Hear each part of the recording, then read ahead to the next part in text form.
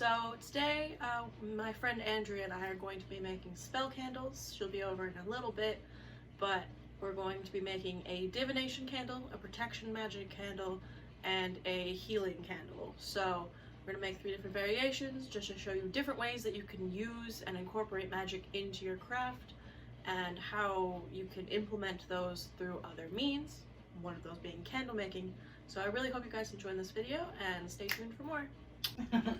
Alright, we're recording. We're gonna go with that. It's fun. So, today we're making spell candles with my lovely friend Andrea, because I'm very amateur at it and she's not, and she actually makes candles for people, which is really exciting. So I figured I'd have her come over and do things with me. So here we are. So, where do we start? So, the best thing to do is to figure out your supplies, like find a good place to get your candle supplies from. So for me, I really like the website candlescience.com. I get my wax from there, I get a lot of my scents from there, I get my coloring from there. So all of the main things that you need to make a candle, you've got to start with getting the supplies from somewhere. So candlescience.com is my go-to. So you can order wax. I get the 10-pound bags because I make a lot of candles, but you just get like as much wax as you want to get. So like a big bag like this makes, I don't know, like a shit ton of candles. Hell yeah, that's what we're doing. Yeah, that's the technical term. So we're gonna start with this, and we're gonna make some spell candles, and we're gonna make enough to do 3 8-ounce candles. So that's our plan for this video. That's the plan. We'll see how it That's goes. the plan. But that's the plan. Alright. So to start. yes. So there's a couple different ways that you can melt your wax. So I use 2 different methods, and for the ease of this video, we're going to show like a really fast way to melt your wax. But in all actuality, when you're making the candles, you want to melt the wax as slowly as possible, especially if you're going to scent them. If you're not going to scent them, it's fine. You can melt the wax as fast as you want. But if you're going to put scent into your candles, you want to melt the wax really slowly, because otherwise it doesn't give off a good scent throw when you burn it. So we're going to show you how to make them using a faster method, but just know that you should melt the wax much slower if you're going to want them scented. We're going to use the double boiler method today to show you how to melt the wax. So with a double boiler, I literally got this off of Amazon. It's a double boiler. You have a pot that you fill with water, you got another pot that you put over it, and it melts whatever's in the pot. One thing I use at home to get a really good scent throw is I use a chocolate melter. So you can get those on Amazon too. It melts the wax really slowly, which allows me to stir in the scent and get a really good scent throw. So however you want to do it is up to you, but tonight we're going to be using the double boiler method. So I'm just going to put I don't know, maybe like 2 inches of water in the pot.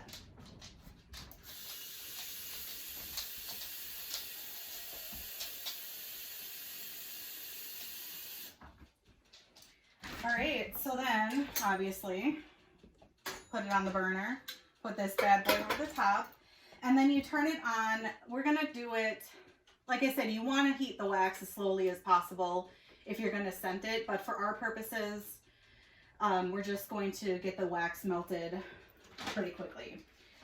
So you also need to determine your measurements. So depending on how many candles you're going to make, you need to measure your wax accordingly. Because I've been doing this for a little while, I know how much wax I need to put in to make however many candles I want to make. So there's not really an exact measurement I can give you for this part. I'm just going to add the wax. Wax to taste. Yeah. Alright. We're just gonna go with that. Extreme close up. So this wax that we're using is just a soy-based wax. I prefer the flakes because they seem to melt a little easier. And I prefer soy wax because it melts better and it burns cleaner than a paraffin wax does. So I also used to play with paraffin wax, and I don't get as good of a scent throw using paraffin as I do with soy. So that's why I choose to use soy. It's entirely up to you, whatever you decide to try. I'm much too tall for this, but that's fine. I'll chill down here. So, the plan is to make 3 different teas. Hello, Thor. How's it going, bud? So, that was excellent. plan is to make 3 different kinds of candles: a healing spell, a protection spell, and a divination spell. And we're gonna try our best to do that. So let's go for it.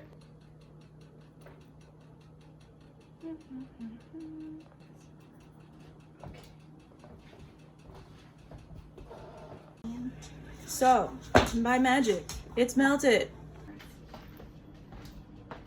So, fragrance. This is not straight.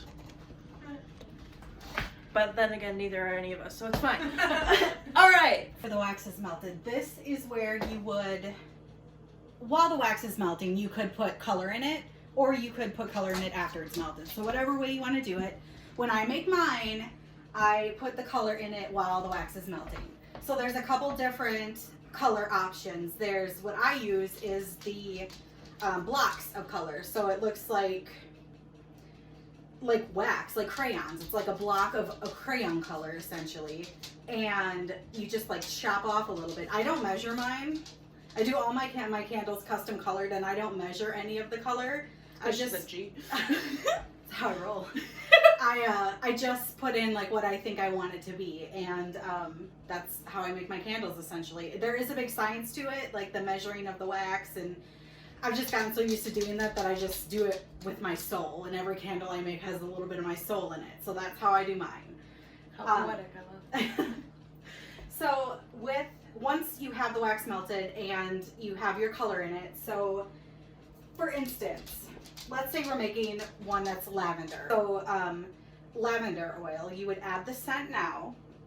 When I measure mine, I use a little 1 ounce type cup, which is essentially like a cup that you get with NyQuil, like you take medicine with it. And I just happen to know from my own time making candles that filling this to the top is about 1 ounce.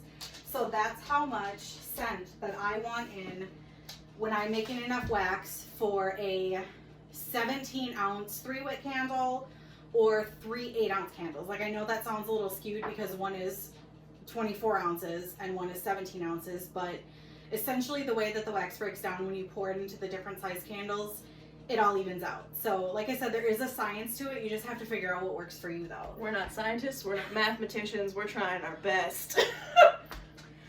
So after you've melted the wax, you've got the color in it, everything's groovy, you want to add your fragrance. So there's actually a couple places I really like the fragrances from. That website I mentioned before, candlescience.com, where I get a lot of my supplies, they have really great fragrances that have really nice scent throw. And what I mean by scent throw is it's like how it smells when you're burning it, how much it fills up a room, how clean the scent smells. Like, that's what a scent throw is. So you want ones that give off really good scent throw. So I really like the ones from candlescience.com, or I like LoneStarCandleSupply.com. So I like to use these little like medicine cup type things. I just get them on Amazon.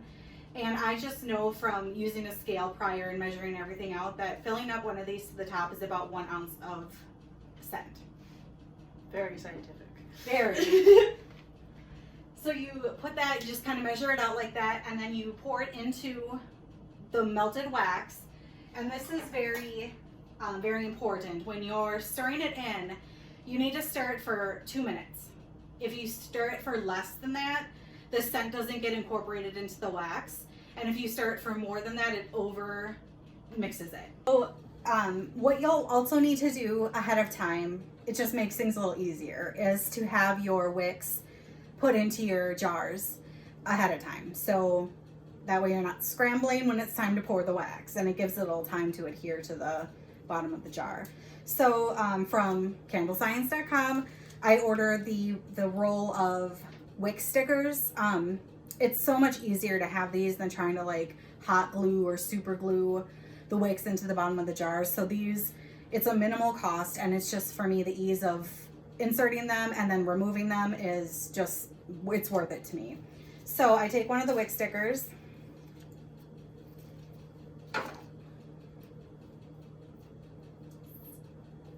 oh boy, it's going on my thumb. All right, here you're getting an action shot. Then you take one of the wicks. Now it is, there is a science to doing the right size wick. So if you're on candlescience.com, for instance, they have a wick finder. So you can put in, you can like look up the size of container that you're going to use, and it'll tell you which size wick is going to work best in that container. So I just know from experience that when I do the candles that are about this width of the mouth, that I need this size wick, which is, in case you want to know, it's the CD series. That's the series of it. It's CD 18 6-inch wick. So the wick is 6 inches long. So you take, like I said, it's stuck in my thumb. You take it and put it on the bottom. It's already pre-tabbed, so I don't have to worry about spooling the wick or inserting it in any way, shape, or form. It's pre-strung, or however you want to say that. So then you have the adhesive on one side. This is a little tricky. There are tools out there that you can use to help center your wick.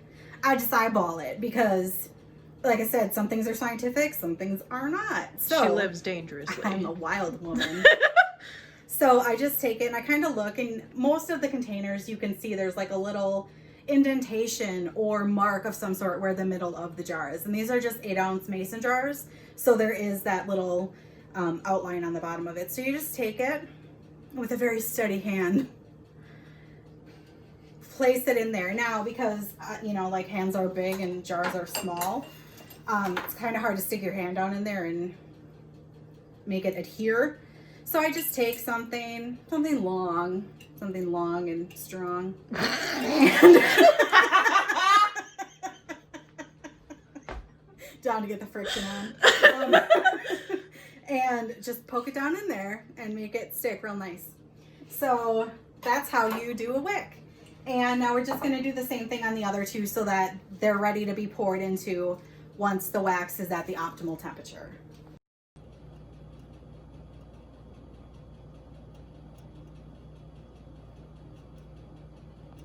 Okay, so we have let the candle wax cool down to a balmy 143.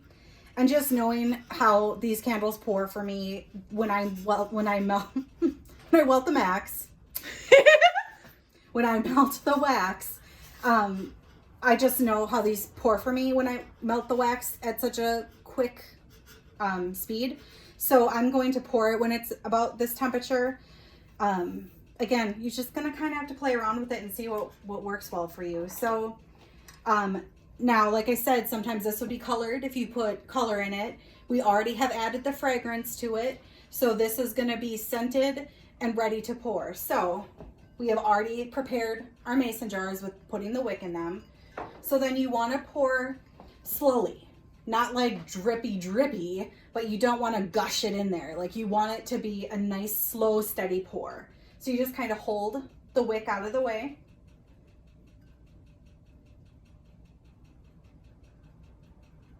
Fabulous. And I'll move my hand so you can see.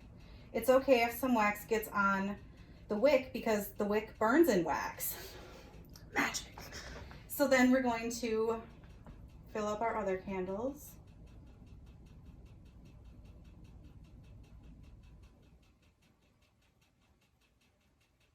And because I didn't scientifically measure these, I'm a little short. And that's okay, because one fun thing you can do if you find that you don't have enough wax to fully complete your whole array of candles, you can mix the scents. So like I can let this dry and then I can melt more wax and use a different scent. I can use the same scent and melt different coloring in it. Like you can stack your candles that way. So it's really fun. And sometimes you can do it on purpose and sometimes it's a happy accident. So however you do it, there's no right or wrong way for your candle, especially we're making spell candles, but don't focus on the perfection of it, because the whole point of a spell candle is to be from your soul and your heart and to incorporate your craft into it. And that's imperfect. The craft is imperfect and you just have to embrace it because it doesn't matter. It's going to be a beautiful candle regardless. So lesson learned. Pay attention when you're measuring your wax.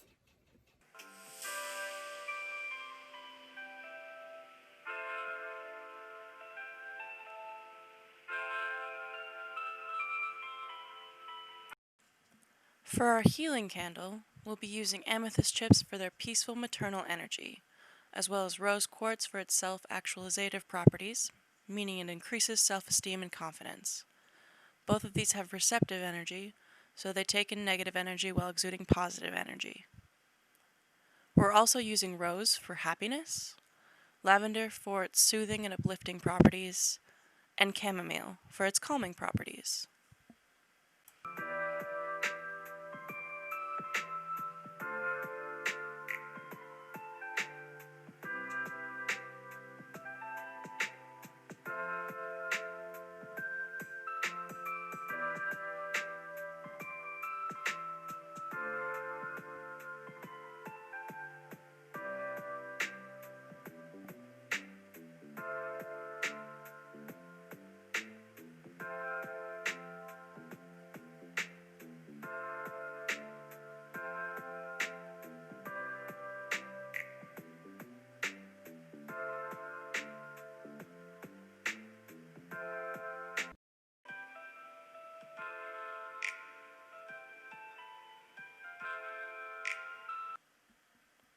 For our protection candle, we're using citrine for its clarifying properties, aiding us in decision making as to avoid adverse paths.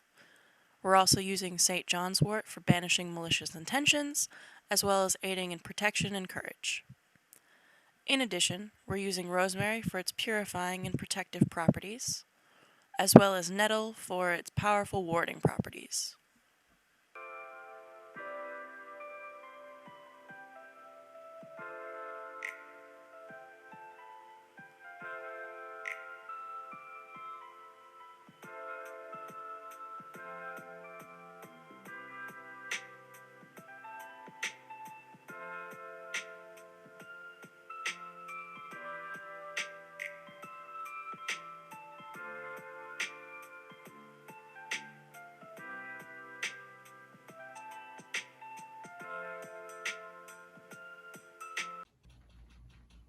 Messed up.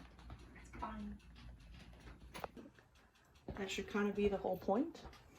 Yeah, I had to learn that because when I first started trying to do spells and Yep, stuff. I remember. Yeah, we talked about this. It's like I was so You were like, so set fixated. on, yes, on the fact that it had to be perfect. Like it had to be the right measurements. It had to be the right wording. It had to be the right supplies. Like if I didn't have that specific supply, I couldn't do the spell. Right. And like there was no like it took all of the soul out of it because it was so like fabricated. Exactly.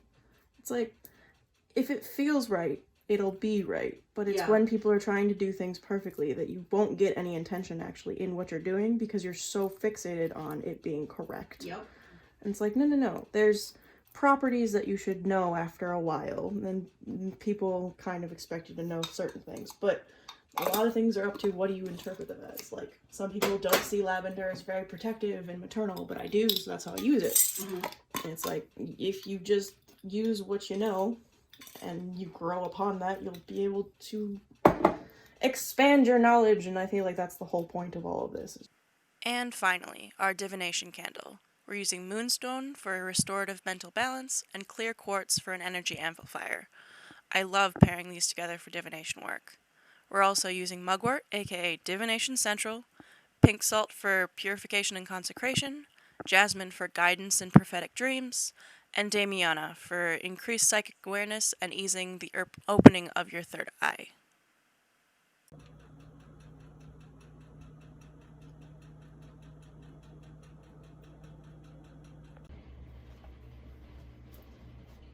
Alright, well, it's obviously much later, and we've gotten the candles made and everything. Absolute big shout out to Andrea for coming over to help me. Like I said, I'm very much an amateur at candle making, so making a spell candle is very much out of my comfort zone, so to bring her over was really awesome. Hey, it's me again.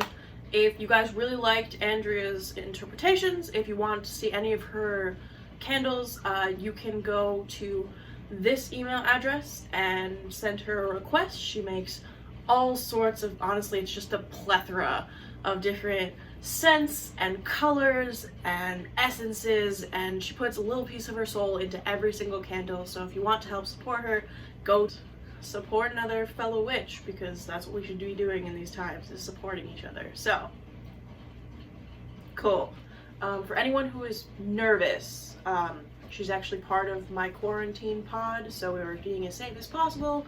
I just got a COVID test the other day because I do have some kind of sickness, but I'm hoping that's just a tattoo sickness because I got my whole spine tattooed, which is pretty great. Shout out to Florence.